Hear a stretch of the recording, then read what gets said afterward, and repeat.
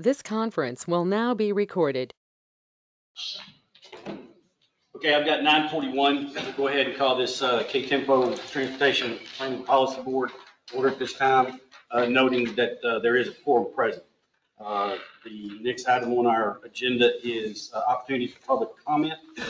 Is there anyone in person to address the board this morning? Do we have anyone online that would like to address the board? Seeing and hearing none, we'll move on to item number 3 on the agenda, which is staff updates. Ryan. All right. Good morning, Judge. Good morning, board. As you'll see on the slideshow and in your packets, we have the upcoming KTMPO meetings.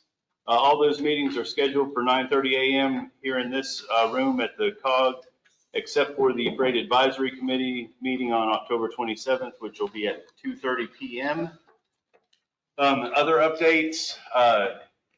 The Waco district is performing their annual traffic count. There are a couple different consultants that are being used for that.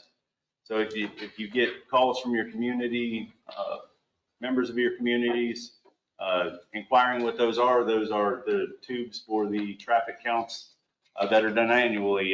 If you'd like some more specifics on locations where those might be, please reach out to me. TxDOT has provided me a contact with both of the consultants that are doing that. So if needed, we can reach out and kind of see where they're going to put those, if that's something you need. Additionally, not on the slideshow, the MPO National MPO Association had a pretty enlightening, if you will, coffee chat, they call them, regarding the new ChatGPT thing, that the artificial intelligence that's going out and how to use that in planning. It was a webinar/workshop. People were really concerned about ethics and using that in planning, just so you're aware.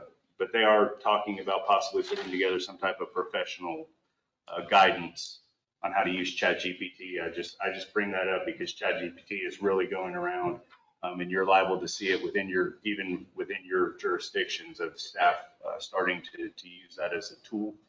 We've toyed around with it a little. It has some benefits, but there are really some concerns on the use of that platform right now. The boundary smoothing process that TxDOT has done because of the new census numbers was sent out for MPO staff to review and provide feedback. The only expansion we had from that process was a little part of Coryell County that's actually inside the Fort Hood boundary. So there is actually no impact. That's totally different from the boundary expansion that we're talking about for Coryell and Lampasas counties. This is something TxDOT does following the census to help ease the planning and make smooth cuts. The Safe Streets and Roads for All I'll discuss later, but TxDOT is providing $50,000 to the MPOs, to all MPOs for safety planning activities.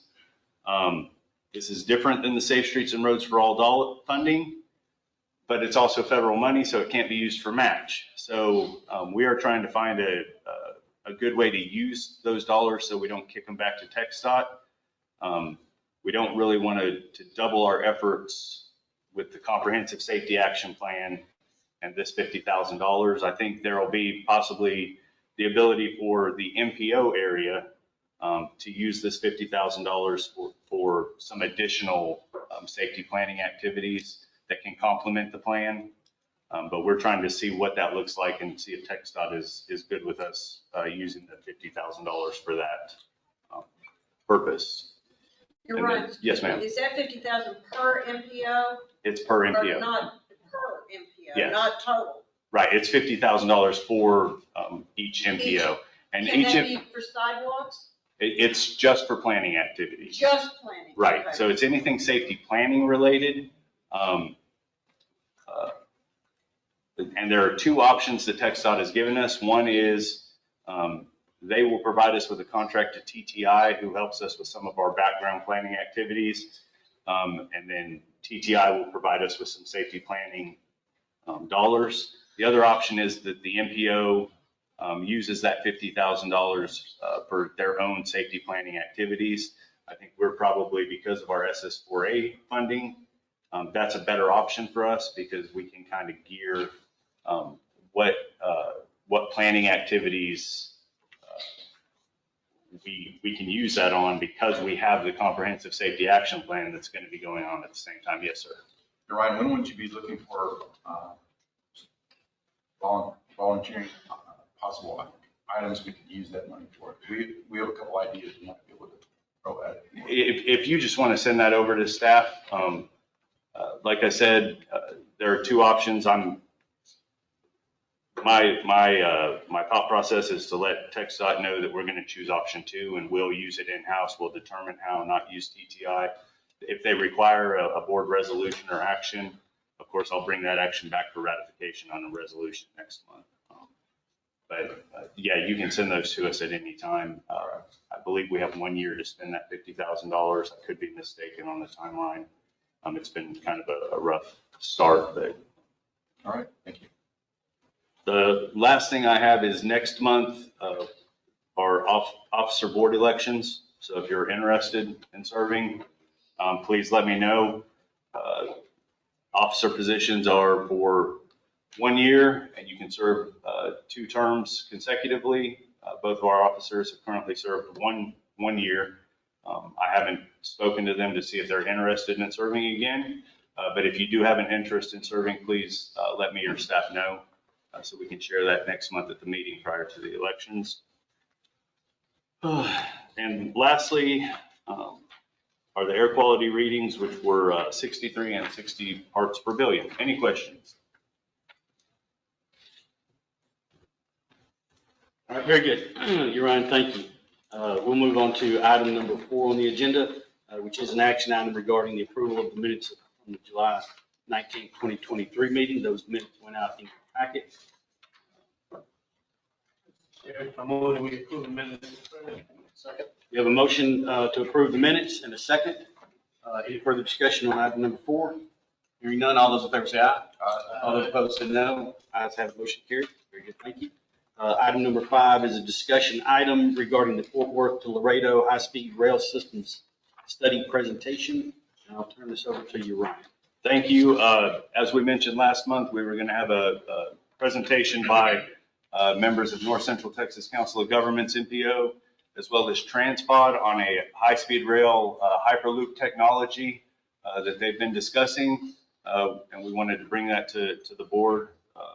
So I'm going to switch this over and introduce Brendan and Dan from North Central Texas Council of Governments. And I believe the folks from Transpod are actually online, and they'll do a presentation following yours.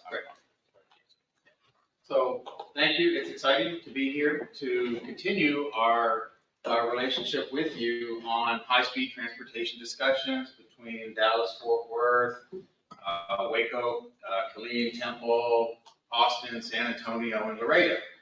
Some of you may have been involved in the study that we all worked on together back in 2018, 2019, 2020. We were lucky enough to finish that study in 2020 before the pandemic hit us. So we've been kind of, pardon the pun, derailed for a couple of years as we try to advance high-speed transportation through north to central down to South Texas. But that doesn't mean we, as the North Central Texas Council of Governments, haven't been busy trying to continue momentum with not only high-speed rail, but other new and emerging technologies within the state. So we have been working diligently over a couple of years to try to advance. And we're going to update you today. First, I'm going to remind you of where we ended up, because I don't think we were ever able to come to you and talk to you at the end of the study in 2020. So I'll give you a very, very quick update on where we ended up. Brendan will kind of tell you the final alternative where we are, and then introduce a program that we started with our policy board, the Regional Transportation Council, for the Dallas-Fort Worth MPO last year regarding advancing new technologies. And then, as you mentioned, we'll have one of those new technologies that's in our program tell you about an exciting opportunity. I think that's available to all of us. So, moving on quickly, I mentioned the study. This is the study that was done in 2020. All those names should look familiar to you. So we had, as a Council of Governments, had hired consultants to do a lot of this work. What we wanted to do was pick up where TxDOT in Oklahoma had left off with the Toppers high-speed rail study that they did previous to 2020. We were only picking it up from Dallas-Fort Worth through Texas down to Laredo.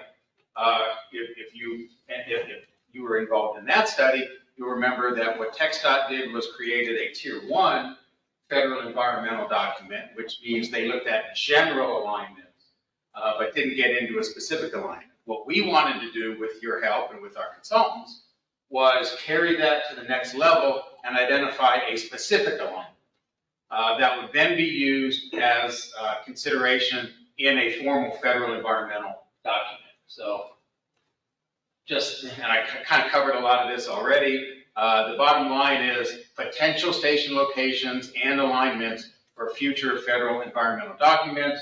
These are all the locations that we had discussed. We had 23 different, I would call them virtual alignments that we could choose from. And they ranged all the way from greenfield to highway corridors to railroad corridors and other utility corridors. And we put together about every combination we could think of to at least try to analyze. You can see a lot of those there. Now, certain technologies, whether it be conventional rail, high-speed rail, maglev, Hyperloop, new technology, which you'll hear about today, certain technologies are more suitable for certain alignments.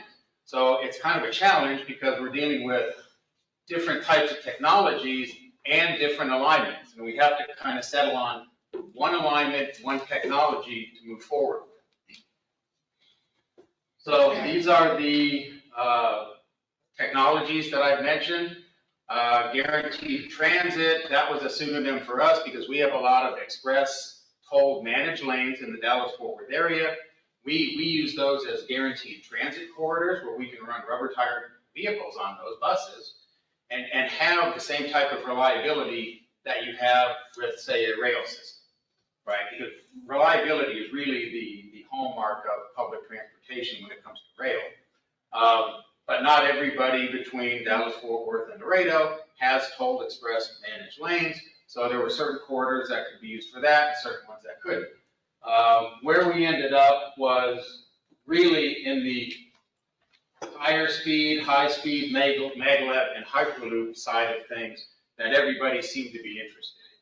So once we knew that and we kind of narrowed down the alignments, we're then able to move forward. So I'm going to turn it over to Brendan, who's now going to kind of tell you where we ended up, the final recommendation from that study, and then introduce the next part of this discussion, which is this technology program that we've been working with.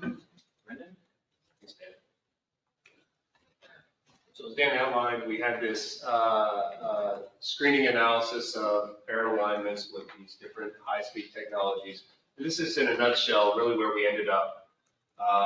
Following basically a utility corridor from Fort Worth just south of Waco, using the 35, again, general corridor. When we talk about an alignment, it's not, very fine pencil on a piece of paper. It's still kind of a fat line where it needs to be refined. But generally along 35 through Killeen-Temple, Austin to San Antonio, and then more or less following a greenfield down to Laredo. Hyperloop in all of its paired corridors really scored higher in the study based on all the criteria that was analyzed, and we won't go into all those today, but the study documents go further into detail on what that were. High-speed rail and maglev also did rank highly, but as we all know, the sheer distance between all these metro areas really necessitates a need for something higher speed. So the faster you go, the better it's going to score. The faster you go, the more straight line you need to be able to go that fast. So that's why this alignment came through as a result of the study with the stops in all the cities that you see here. So as Dan alluded to, we have our Regional Transportation Council created a new program here just a couple of years ago. We call it the CERT program, which stands for Certification of Emerging and Reliable Transportation Technology. This is really on the heels of seeing how Hyperloop and even other transportation technologies, a couple of them pictured here, gondola style technologies in urban areas, are really trying to get to the next level to actually be operational in a real world revenue generating environment. In order to do that, they have to be certified for safety and operational standards. They have to fit under a regulatory environment. They fit under the motor vehicle department. They fit under the Federal Transit Administration, Federal Railroad. They have to have a structure where they're able to report their safety and operational standards to and be able to adhere to it if they're going to be moving the public. So from that standpoint, we developed this program to provide an opportunity for these new technology providers to come to the DFW region and to potentially partner with local governments in the DFW region. So our North Central Texas Council of Governments has over 200 local governments as a part of its organization. And so the RTC requested that we provide a level playing field for all those local governments to be able to provide locations if they're interested of, hey, maybe this city or this community wants to host a new technology and host their facility within their boundaries and their jurisdiction. But what they get in return is they would actually get a brand new technology that's able to operate and meet a transportation need. So these aren't facilities that will be scrapped once the certification's over. These are actually facilities that can be turned over and actually used for operations once they're in place. And for Hyperloop, Zach will cover this here in a second, but for Hyperloop, that may be 10, 15 miles. For some of these other facilities, maybe a couple miles. But that was the concept behind creating this program. Through that program, TransFly did submit. They were successfully progressed through that program. We have a lot of interest in our region to be able to host this. But really the next step is if they're going to locate a certification facility somewhere in DFW or anywhere else, it really needs to be a part of their intercity network. So that's really the next step. Where is this intercity line going? Kind of building on the backs of the study that Dan just talked about. So with that, let me turn it over to Zach. Can you hear it, Zach? Yeah, I can hear you. Can you hear me? Yes, sir. If you can proceed with the slides, feel free to. If not, just let me know when and I'll advance this. Sounds good. Yeah, I don't think I have the power to move the slides forward, but so I'll just sort of ask you if that's okay. So yeah, hi, nice to meet you all. I'm sorry I couldn't be there in person, but I'm in France right now, so it's a little bit far to get over there. So I'll start by just giving you a bit of an overview of Transpod and who we are and what we're building, and then what our goals are for Texas and how we'd like to get there. So as you can see on the slide in front of you and on the picture on the right, Transpod is developing a type of Hyperloop technology. Hyperloop in a nutshell is a train-like vehicle that travels through a tube. The tube has been depressurized, so there's low or no air pressure, and the vehicle is levitating.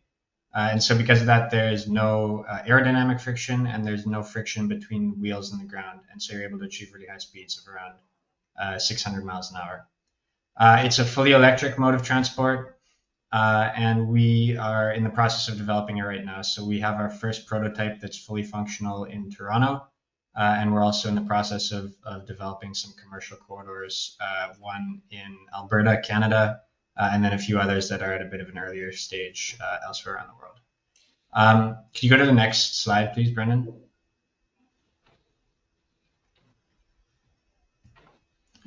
So just a bit of a detailed overview of what we're building. So as I mentioned, it needs to be levitating in order to get that higher speed.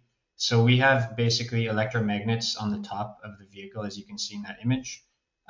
Those pull the vehicle up by being attracted to the tube being metal. And then we also have electromagnets on the bottom where we put an electric current through those magnets. The electric current creates a wave, and that creates propulsion. And then finally, there's the power transmission. We need to get power onto the vehicle somehow. So that's our third big innovation. We're basically arcing plasma. So plasma is it's that fourth state of matter. If you remember your high school science classes, it's the northern lights. Basically, we're harnessing that to, in a contactless way, put power onto the vehicle. Next slide, please. And then the infrastructure is really similar to what you would expect in railway infrastructure, except for the fact that it's in a tube. But we have stations where you have multiple parallel, boarding and disembarking platforms, just like a train station. Then you have the multiple platforms which converge into one or two lines, and the vehicle will go through an airlock to get into that low pressure zone. And then once it's in the low pressure zone, it can achieve those really high speeds of, as I mentioned, around 600 miles per hour. Next slide, please. So what we're hoping to do in Texas, as has already been touched on by Brennan and Dan, is build one of our first long distance lines. So I mentioned we already have one that's in the works in Alberta, Canada. That one's about 200 miles. The one that we're hoping to build ultimately in Texas would be much longer than that, and obviously much more ambitious. There's a lot more cities and a lot more population that we'd be impacting there. So the preliminary plan is to connect basically from DFW down to Laredo through all of the key population centers that sort of form that straight line, pretty much exactly aligning with the study that the North Central Texas Council of Governments has already conducted in 2020. In order to get there, we basically would take a phased approach. So we would start with a a shorter distance line of around 10 to 50 miles. And that would just be a certification facility. So that would be so that the Texas Department of Transport and the Federal Railway Association could come to that facility and see us running tests and running operations for about a year with maybe no passengers or cargo. And basically verify that it's safe. And once we have that certification from those authorities, we would then go into extending the line throughout Texas. So we wouldn't scrap the certification line as was mentioned, but we would actually just extend that line into this full long distance line. And so that's why the shorter track needs to be somewhere along the ultimate long-term corridor. And then once we have finished up with that full Texas connection, as you can see, we have actually some longer term plans. I would say that's getting past 2030, maybe more towards 2035 or 2040, which is to possibly do the full Texas triangle. So head east towards Houston or connect Dallas, Houston, and also possibly head into Monterey and up north to Oklahoma. So those are, that's our really long-term plan. But in the shorter term, really the goal is to build a test facility in Texas and use that to get certification from the U.S. authorities. So the first step, sorry, can you go to the next slide, please? The first step would be to do a feasibility study. So we would basically need to add on to the feasibility study that the North Central Texas Council conducted a few years ago to get some more specific information about our system and make sure that it would be viable. So we would want to do a study where we're determining the financial viability of our specific system, not just a general Hyperloop line. Look at the route options that were selected in the previous study and basically make sure that they align well to our criteria and our specifications. Determine the economic and socioeconomic impacts that the line would have. So basically how that would benefit Texas. And same with the environmental impacts. Verify that it's constructible and then go through an implementation plan. And assuming that the study is positive, which I would hope it will be, we would then go actually and start the implementation. And all of this, it would probably take about 6 months. We did a similar one in Alberta, and it was about a 6-month process overall. And in that case, it did turn out to be a positive result for the feasibility study. And so we were then able to go and get a financing proposal so that it could be fully privately financed, and start basically the preliminary works.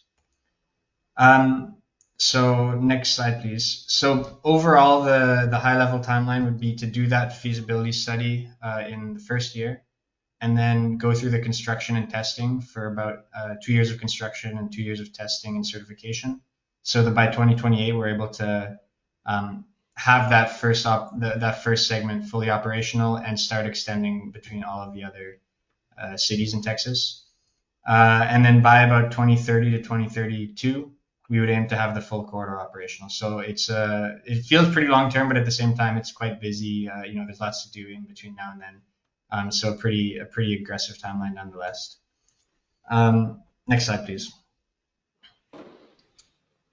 I wanted to quickly touch on some of the impacts that this would have. So obviously, we would get more detail on this as we're conducting the feasibility study, but we can already know some of these from the studies that we've done in the past. So at a high level, since it's fully electric and since the corridor is so long distance, we would be replacing lots of car and plane trips with an electric form of transport. So it would have a big impact on greenhouse gas emissions. And actually, we've done, I would say, about a 1 or 2 day analysis just to get some high level numbers. And it seems like there would be about 500,000 tons of CO2 emissions avoided each year. So a really big positive environmental impact. Likewise, big multi-billion-dollar economic impact. So the total project cost would probably be above $20 billion, and that would be fully privately financed. So that wouldn't be requested from any of the MPOs or from the state or federal governments. That would be private investment coming into the state and creating jobs and economic output in the state. And at the same time, obviously it's the transportation system, so we create lots of travel time benefits and some other positive benefits as well, but I won't go through all of them. So one more slide, please, and then that's it for me. So what we were hoping to ask, basically the support that we have in mind in order to help us get there. As you know, we've already been working with Brendan and Dan and the folks in North Central Texas for the past few years. And the next step in order to get to being able to kick off that feasibility study is to get the Texas Department of Transport on board to basically just be supportive of our project. We don't need their financial support, but we just need them to basically say that they're interested in Transpod coming to the state. And if the study is successful, they would be interested in Transpod building our project, because without that, we can't convince our investors that it's worth our time and worth our investment to begin studying Texas.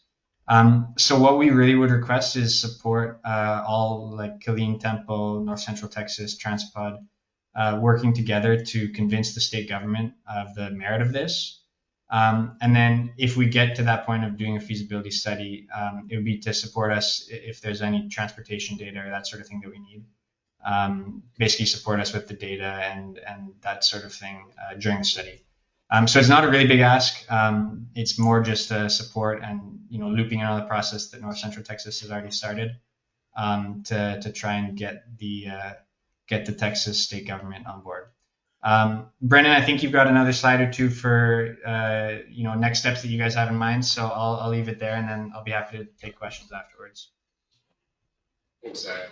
I do just have one more slide here, and it reiterates a lot of what Zach mentioned, but going back to the very beginning of the presentation, the results of this Full Works Laredo high-speed transportation study, all the MPOs, COG, were all interested in taking this to the Texas Transportation Commission to advance that corridor and advance that environmental analysis. Dan mentioned Tier 1 was completed. To be able to actually go to construction on anything, you have to go through more of a Tier 2 environmental analysis where you're really looking at impacts, you're really zooming in on exactly where the corridor is, what it's displacing or impacting environmental concerns, social concerns, all that. And in order to do that, it really requires the state to have a more direct involvement. Unfortunately, based on the timing, early 2020, we weren't able to get that done. So we're proposing to refresh that effort, go back to the commission, in fact, Just recently, a couple of weeks ago, our transportation director sent a letter to Mark Williams with TxDOT leadership, copied all the MPO directors along this corridor requesting, can we have an audience with the Texas Transportation Commission? Let's meet, let's discuss how we can approach that, refreshing the results of this study and bringing this opportunity that TransPod is interested in our state, interested in performing a feasibility study on their own dime. Can we have some state support in moving forward? So that's really the path forward at this point. There's no commitment to costs or anything of that sort. There's always opportunities along the way to decision points where we can say, hey, this isn't looking like I thought it would. I'm not really interested in moving forward. At this point, it's really a feasibility study on TransPod's dime, just with the support of the MPO saying, we're interested in seeing where this is going. Let's wait and see what the feasibility study produces and make that decision at that time. But we do need to stay involved. So that's really the end of our presentation. Happy to take any questions y'all may have, either Dan or I or Zach. If I can make just a couple other quick comments before we get to your questions. So one of the things you see up here, this last bullet here, this 10 to 50 mile test track could be anywhere in that segment that Zach outlined. So that's one of the things that the feasibility study will also look at is where best to put their test track. So just because we started the program doesn't mean we think it has to be in the Dallas-Fort Worth area. In fact, we looked in the Dallas-Fort Worth area and we're having trouble really finding a good location that would then be part of the final alignment. So, we're not by any means trying to say that the certification has to be Dallas-Fort Worth. It's really going to be TransPod's decision where it is based on whatever their feasibility study says. So, there's opportunities. It could be anywhere along that corridor. The other part I wanted to bring up is you may or may not have heard, I probably assume you had, Amtrak made an announcement last week regarding high-speed rail in Texas. They're essentially partnering with what is the Texas Central Partners high-speed rail corridor from Houston to Dallas. We have been working with Texas Central for years as they develop their corridor. Our goal is to have that also connect Dallas to Fort Worth. We are currently working on, within our region, we are paying for the environmental study of that between Dallas, Arlington, and Fort Worth. Right now, we had intended to go into the NEPA process, leaving the technology an open discussion. And then the two technologies we were looking at was high-speed rail and Hyperloop. The Federal Railroad Administration, Federal Transit Administration forced us to choose a technology. So they would not let us actually go with Hyperloop. So we are going into that study with high-speed rail to connect then with Houston to Dallas and then carry it over to Fort Worth. So as you saw in Zach's image, they're also interested in Dallas to Fort Worth. So depending on how the future rolls out, who the potential high-speed rail operator would be between Houston and Dallas, remains to be seen whether the Houston or Dallas will eventually be high-speed rail or it could be Hyperloop. It's our regions, it's our regional transportation council's hope that if it is high-speed rail, we have a one-seat ride between Fort Worth to Houston. If it's Hyperloop, we have a one-seat ride from Dallas to Laredo. So really the Dallas to Fort Worth piece could go either way. So right now, we're saying it's high-speed rail because we have to, but depending on what the eventual operator, who the eventual operator is and the feasibility studies that they would have to do, it could go either way.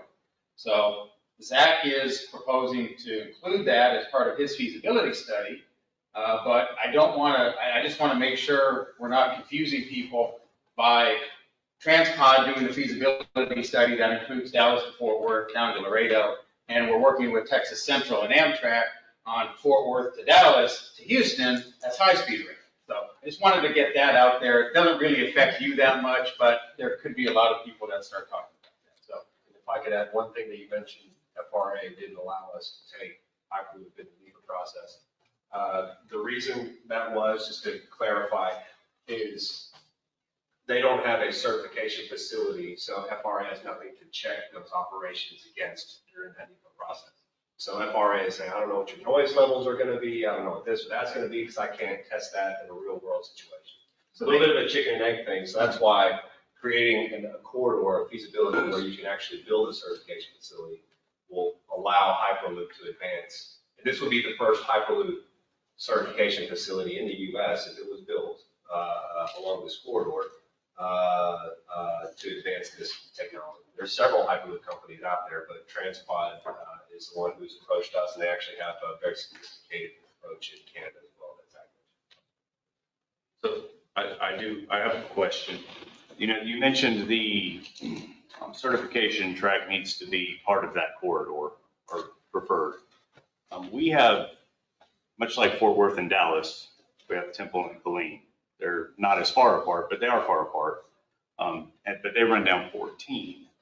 Is there a possibility, should we be selected for the certification, that it be part of 14 and feed into this main trunk line? Is that something that would be possible, or does it just have to be 10 to 50 miles of what's Yeah, here? so I'd like for Zach to answer part of that question, but let me kind of address it generally, the way I understand what we're trying to accomplish here. Yes, we are looking at a very specific alignment here, but at some point, again, as part of the feasibility study that TransPod will be doing, I'm sure they would be happy to entertain something like that, because you have I-14 that does it go all the way to Fort Cavazos right now? It goes past, a little past. Yeah. So I can't imagine if it made feasibility sense to connect major U.S. military installation as a potential spur track. That's not that long, to be honest. I think it would make some sense to at least review it from a feasibility standpoint. That then could directly connect with the main trunk line that could go. So, Zach, do you have any comments on that? Yeah, I totally agree. I was just looking actually as you were speaking, and it looks like to get out to Fort Cavazos from like kind of what I would describe the main line, like from Temple basically, it's about 20 miles. So that's actually plenty of distance for us to do the certification facility. And I'll just maybe clarify the reason why we said 10 to 50 miles is because the longer it is, obviously the higher speeds we can achieve. And so if it's 50 miles, we could get certified at top speed, you know, at 700, 600 miles per hour from the get-go. If the certification facility at first is only around 10 miles or 20 miles, that's fine too. We would just do a phased approach for certification. So get certified first at maybe 400 miles an hour, and then as we build more distance, get certified for faster speeds. So shorter distances are fine, and it looks like actually that I-14 is pretty nice and straight and has lots of open space, at least between Temple and Killeen. So it could be a great spot actually. I could add, as you're thinking about that, to that point, this is the part where engineers kind of get excited talking about this. If it's 50 miles of curving, you're not going to get up to very high speed, but if it's 20 miles straight line, you could get some pretty good speed. So the distance and the tangents are important in that. Yes, sir. And thank you for keeping me from sounding parochial by asking the same question. With that, I think the opportunity is there as we try to expand 14 going towards, I guess, in the Houston direction eventually, and it works in your favor. But is your intent, is this mostly going to be above ground, elevated track, nothing street level? So ultimately, it has to be grade separate. Yeah. You couldn't have vehicles going 200 to 600 miles per hour at grade. You can't It just wouldn't work. So it has to be grade separate. So whether it's above ground or whether it's below ground, really just depends on the economics of what's more feasible at that point. Sometimes the grade may favor you to be underground. Sometimes the grade may favor you to be above ground, right? Not a lot of grade in this part of Texas, but as we start getting a little further south, it starts to get a little more, there's a little more grade that comes into play. Just to give you an example of what we're dealing with in Dallas and Fort Worth, just between downtown Dallas and downtown Fort Worth, it's pretty flat. But when we're talking about vehicles going these speeds, you've got a maximum grade of 1 to 2%. That's not a lot. So for high-speed rail. So to try to change an elevation, you can't just go from above down into the end of a tunnel very quickly. It's a long transition. So all of that just comes down to the engineering of what the topography says, and frankly, what the other infrastructure that's in the way is.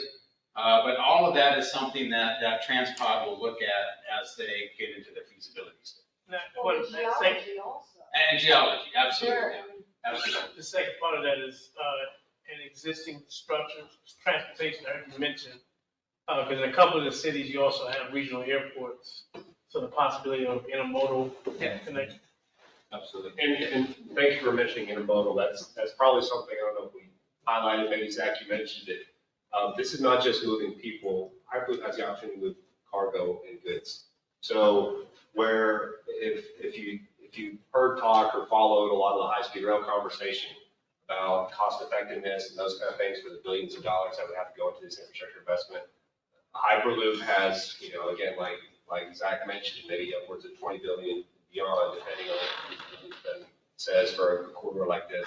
To make it economically feasible, the freight aspect is a major component. And 35 is a major freight corridor, which is why, as Zach mentioned, going into Mexico could be such a huge part of this.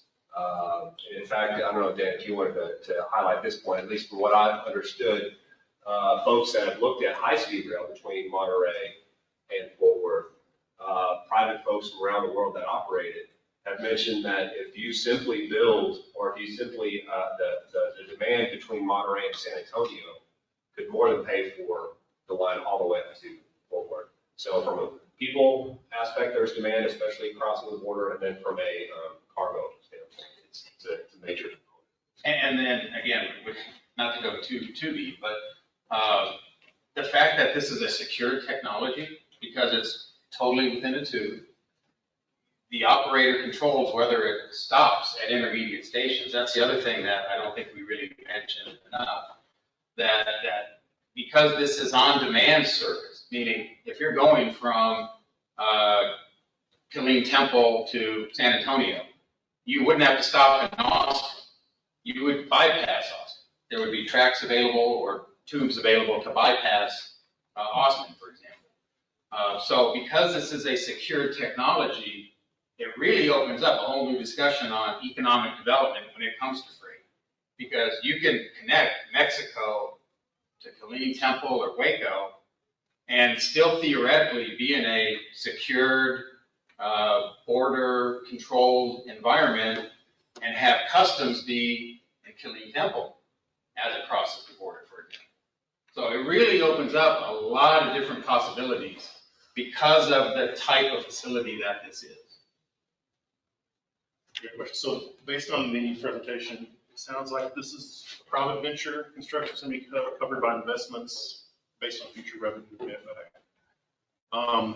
So as far as all the other processes to get us there, environmental, public involvement, right-of-way acquisition, utility relocations, what kind of expectations on the local government and TxDOT are you all looking at us participating in? Excellent question. So, and that's really why we're here today.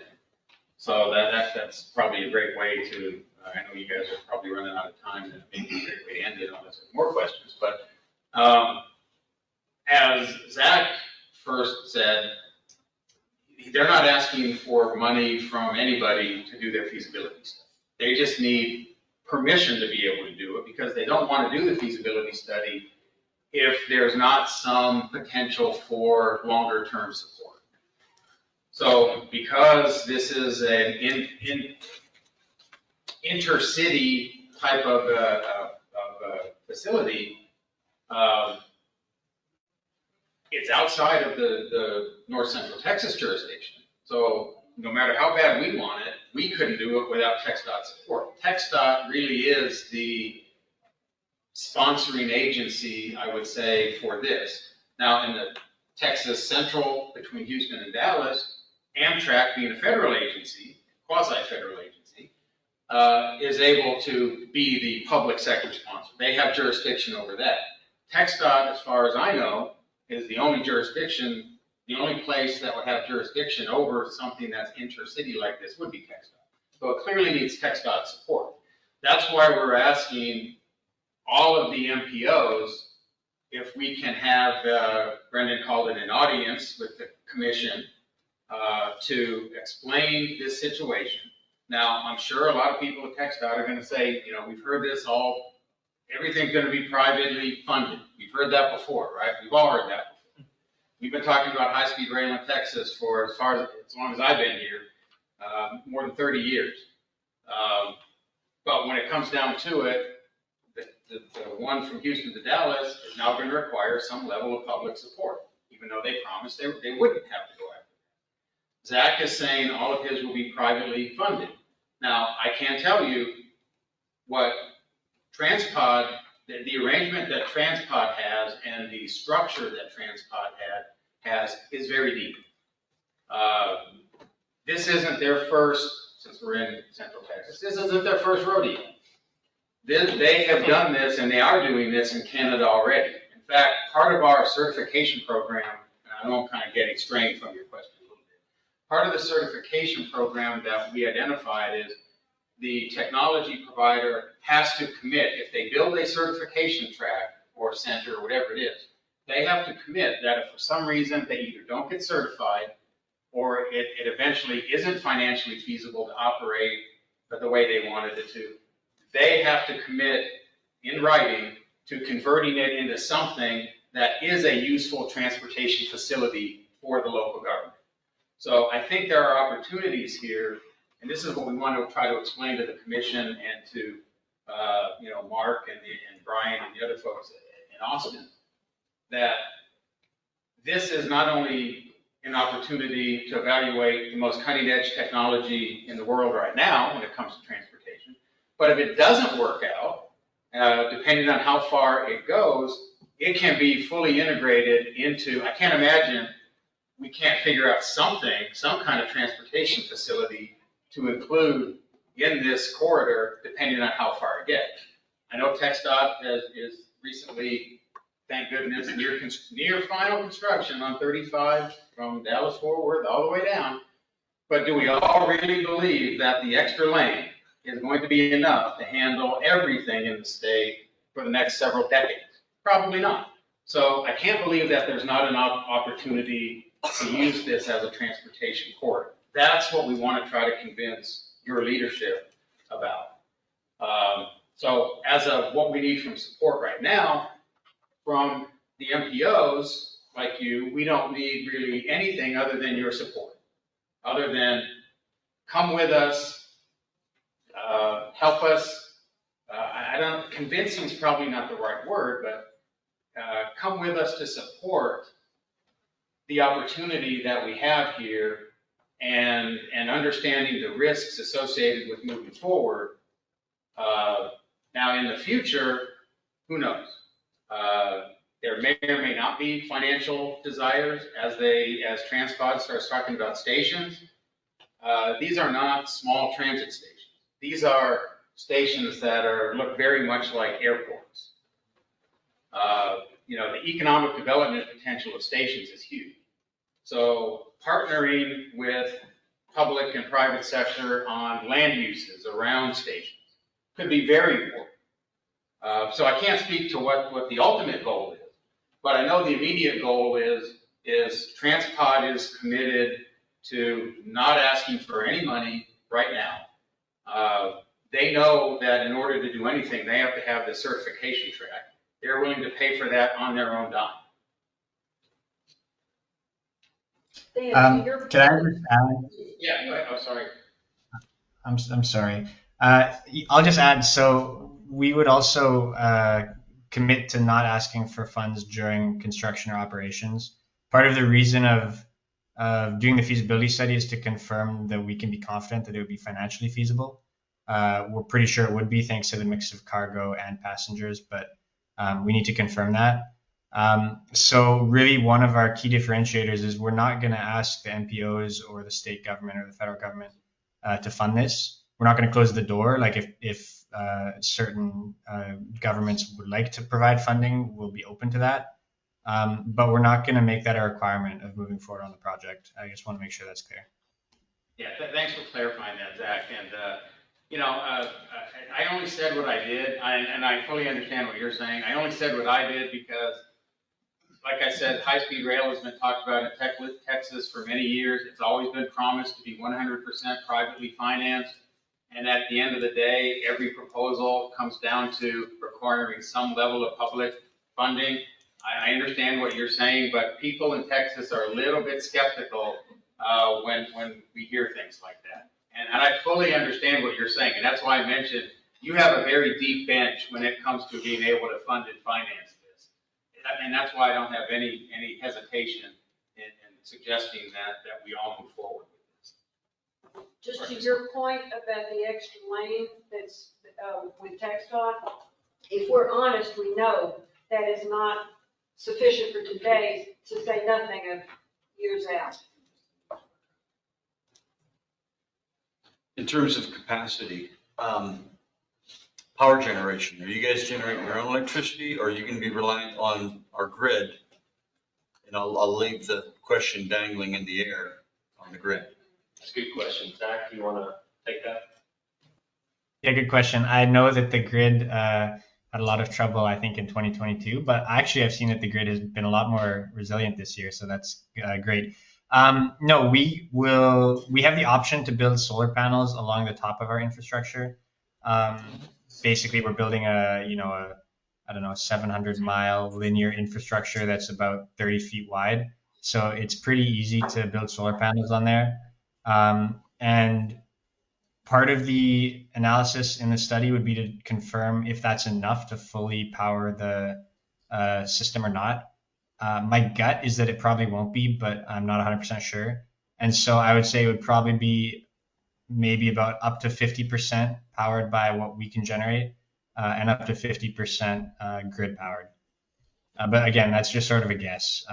The general overall structure, though, would be to have a grid connection, but also be able to generate our own power.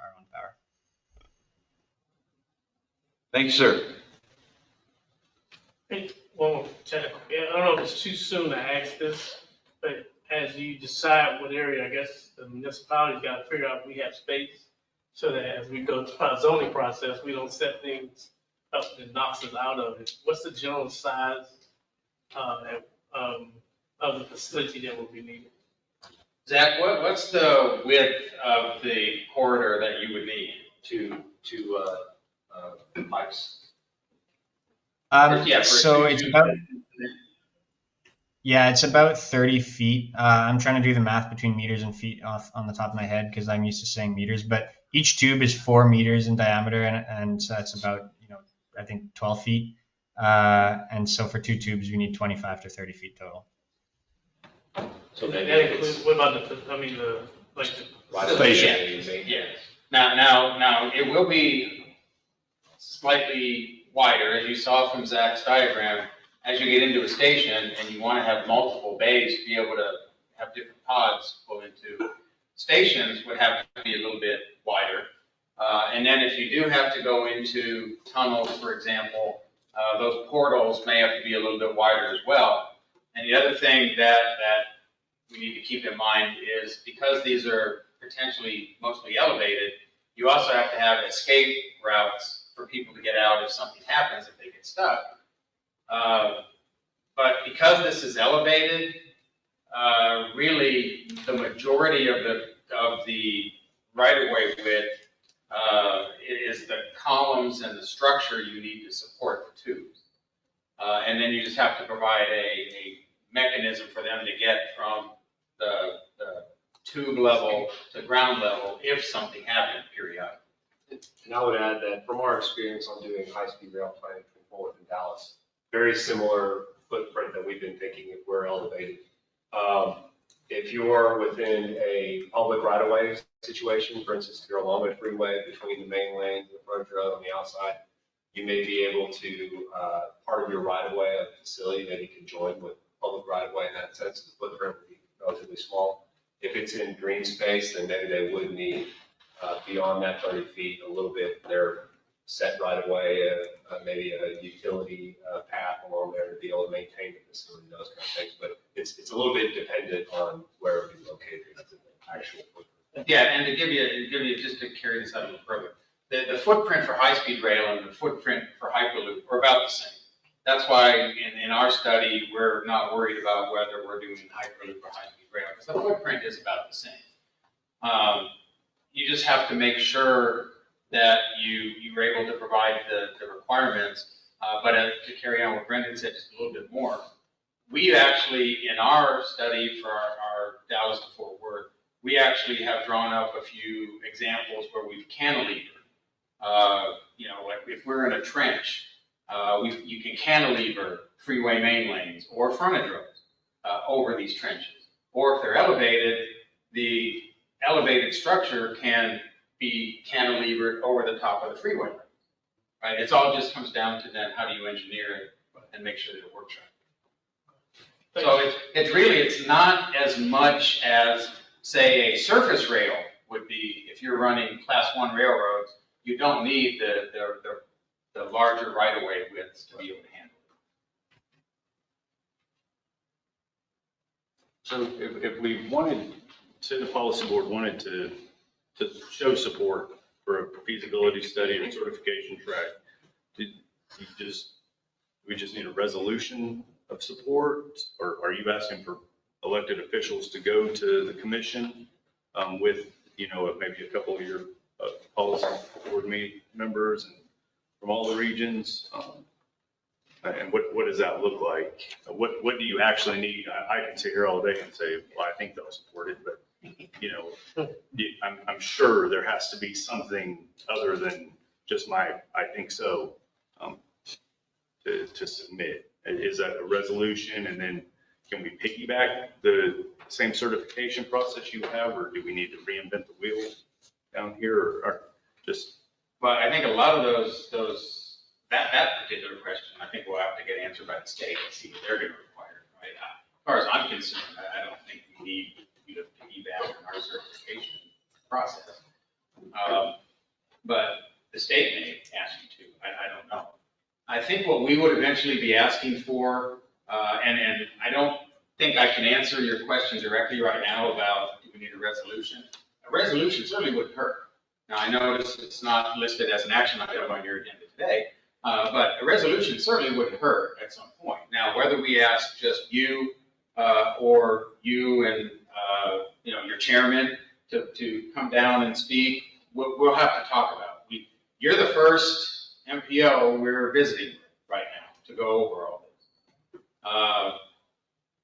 A lot of it's going to depend on what kind of meeting we're able to set up. If it's only with TxDOT staff, leadership staff, Mark, Brian, something like that, then we probably just need you to come with us and be able to say, yes, my board is fully behind it. But if we do have a meeting and we are able to get something with the commission, one or two of your members may be worth coming down here. Gotcha. But we haven't gone that far yet. We're just trying to gauge, is everybody still interested in this? And now we've taken up a lot of your time, and I really appreciate it. Anything else? I don't have anything. If anybody does have questions, of course, your contact information is in here. You can reach out to staff. We can always get a hold of the folks with transponders from Central for any additional clarification. I'm sure these conversations will continue in the coming months, just so we can all stay on track. Yeah, and it occurred to me as Zach was going through his presentation, there's a lot of really cool sounding things he's got in there. And if you start explaining this to people at cocktail parties, they're going to roll their eyes and look at you like, really? But I hope Zach was able to convince you. This is a technology, it's available today. Everything they're doing has been proven. It's just putting it all together to make it work as one system. So talk it up. Tell your friends about it. Get some excitement. Thank you. We appreciate it. Thank you. Thank you. Dan, Brandon, Zach, we really do appreciate the time that y'all took this morning, and I personally am thrilled to be reminded that the fourth state of matter is plasma. You didn't get anything out of that. Yeah, that made it sound like, of course, we all remember the plasma propulsion. Thanks, sir.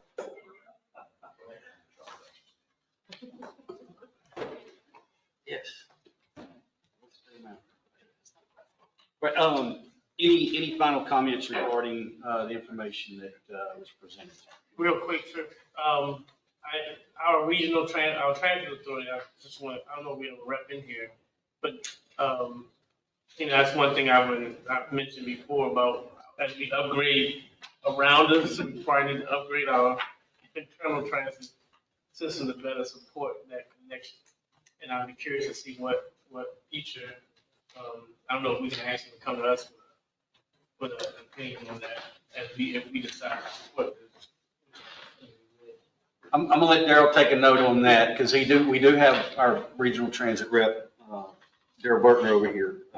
And this very well, could play into kind of their overall plan of, how they're incorporating micro transit to get, more to the rooftop or be more accessible to get them to a station.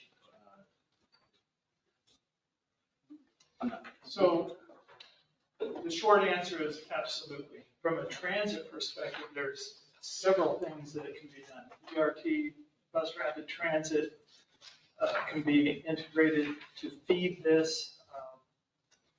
We're going to a micro transit system this next year in 2024.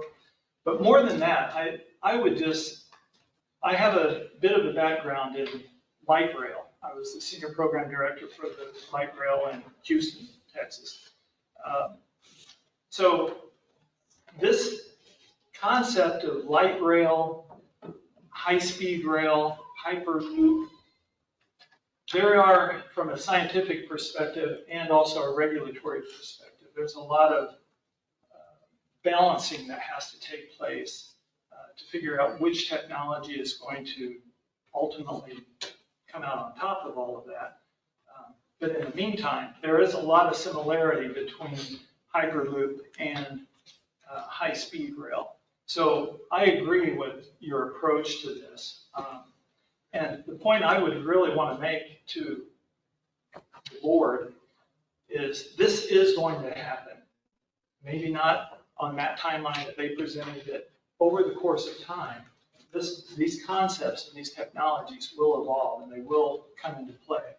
I work for Houston Metro, Metropolitan Transit Authority of Harris County, technically. And we work arm in arm with Texas Central on a lot of things. They have a Houston Metro right now is launching a $7.7 billion program called Metro Next. And part of that is extending the light rail to the northwest coming out, because they know high-speed rail at a minimum and possibly Hyperloop is going to come in. It's probably going to connect into the northwest part of town. So agencies are aligning themselves and trying to work hand in hand. And I can tell you that Hill Country Transit District, which is the regional, we cover 9 counties in central Texas. We're excited about this kind of technology. It is coming, and I would also state that the sooner a region can get ahead of the 8 ball on something like this, the better. Houston waited way too long to put light rail in. As a result, I can tell you for a fact, it costs close to double what it should have cost to put that light rail into Houston because they waited too long. It's a mistake that regions should not make. The quicker we can get on board and the quicker we can start supporting and the quicker we can start contributing with ideas and aligning our own services, the better. Thank you. Any other comments? All right, very good. Moving on to item number 6, discussion and action item. regarding the revision to the KTMPO Call for Projects application form and the scoring guidelines. James. Thank you, Judge. So back in January, I created several working groups. One of those was the project scoring working group to look at our current scoring guidelines and see if there are any changes need to be made in advance of the 2023 call for projects, which is coming up here. The working group met a couple times, once in June, once in July, and with staff had several recommendations along with some minor revisions to the actual form. And I'll run through those recommendations real quick. The main thing for both the roadway track and the livability track was to reduce the number of subjective criteria. One, so that the TAC doesn't have so many, because they score all of those things, so they don't have to run through as many criteria. And then two, that will weight it more towards the objective side of things, which we think is better for projects if there's data behind supporting which ones are scoring the best. So for the roadway track, it's combining several different criteria into one and removing one criteria completely. And for the livability track, there's a few more things. It's a similar combining several criteria into one. There's two criteria that are being removed completely, and then two other criteria where the total points possible is being reduced. And that the reason for that was mainly projects that are located in environmental justice areas were able to get double points or even triple points, and we still have allowed those projects to get more points than other projects, but instead of double points, it's 1 or 2 extra points, just to make it a little bit more fair. And this is all in your packet, but there's a little summary of the point changes for the roadway track. The total points possible drops by about 20, and for the transportation mobility track, it drops by 40 points, I believe. Yeah. And then there were a couple other changes recommended. One was for the roadway projects, they would still be scored together, but there's a recommendation to split them for the ranking process into major roadways and minor roadways, and that has to do with eligibility. The larger roadway projects and the smaller roadway projects can score differently because of their size, and since they're not eligible for the same funding pots, it doesn't make so much sense to rank them together when they could be ranked separately. And then lastly, if projects or project sponsors are willing to provide an additional match above 20%, the required 20%, that's now a reason for the TAC to provide an extra bonus point if they're interested. The way that bonus points work in the current scoring system is they must be requested by the submitting entity, and then they're subject to a vote by the advisory committee. It's a very quick run through. Happy to answer any specific questions. The TAC did recommend all of these changes at their last meeting. The TAC also referenced, and I think we included it in here just for any TAC members that are present. Yes. The inclusion of the BPAC, what their role is in this process. Yes, that was one change recommended by the TAC. They wanted the BPAC to also do the subjective scoring part only for the livability projects, since that's their focus.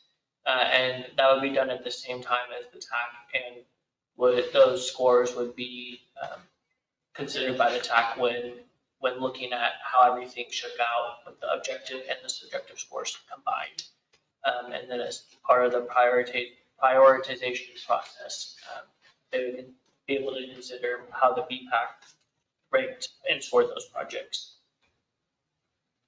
Thank you, Ryan. Questions or comments for James? James, what was the justification for removing the local support?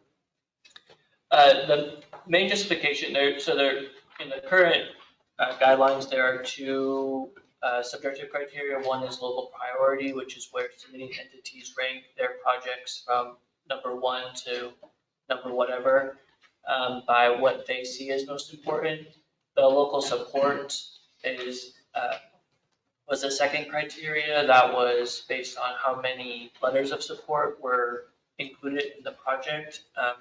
And staff, as a staff recommendation, we felt that it would makes more sense for the submitting entities to tell the policy board and the TAC which projects are most important to them, rather than all the other entities decide what's important. Now we're still accepting letters of support, where those are still welcome in the application, and the information in there can be used for some of the other subjective criteria. But it was more so that whatever the submitting entities say or stated is important, we think that should be what's scored rather than all the other entities.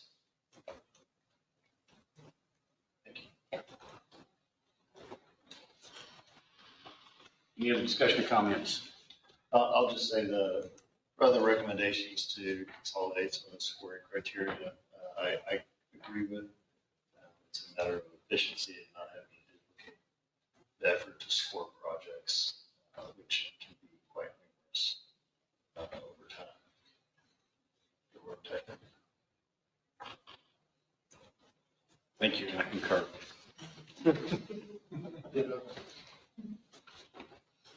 All right, if there's no further discussion, I would entertain a motion to approve the revisions to the KTMPO project application form and project scoring guidelines. Motion to approve. Second. Got a motion to approve and a second. Any further discussion? Hearing none, all those in favor say aye. Aye. All those opposed say no. Ayes have it, motion carries. Thank you all, and thank you, James. Item number 7 on the agenda is discussion and action item regarding the 2023 KTMPO call for projects list, projects dates. James. Thank you, Judge. So the proposed dates for the call for projects, it would open September 1st and close on October 27th.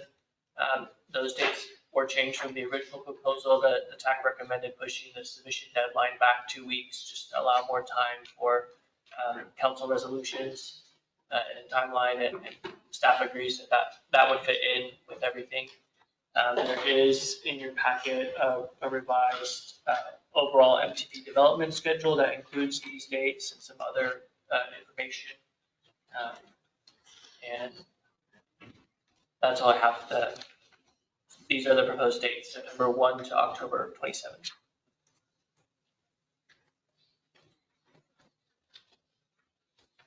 Questions, comments, discussions? Chairman, I move to approve. We've got a motion to approve Second. and a second. Any further discussion on item number 7? Hearing none, all those in favor say aye. Aye. All those opposed say no. Ayes have it, motion carries. Item number 8 on the agenda is a discussion item regarding the updates to the KTMPO Workgroups. Ryan. All right, thank you. The project scoring work group has concluded their work, as action was just taken on that. The bylaws work group will meet directly following this to discuss the draft that they've been provided, and possibly meet one more time following that. And the safety working group, James. The safety working group met after the TAC meeting, just an initial meeting, and the second meeting is scheduled for immediately following the September policy board meeting, and staff will have some more information. We're working on some research to provide some ideas for how the methodology could be developed to the working group at that time. That's all I have, unless there are questions. Very good. Questions on the KTMPO Workgroups? Hearing none, we'll move on to item number 9, which again is a discussion item regarding updates on the Safer Streets and Roads for All SS4A grant program. Ryan. Okay. Following the SITCOG Executive Committee meeting, the officers, there was a meeting for the officers of KTMPO and SITCOG. We only had a couple people that were able to attend that, so we did hold a virtual meeting a week or two following that.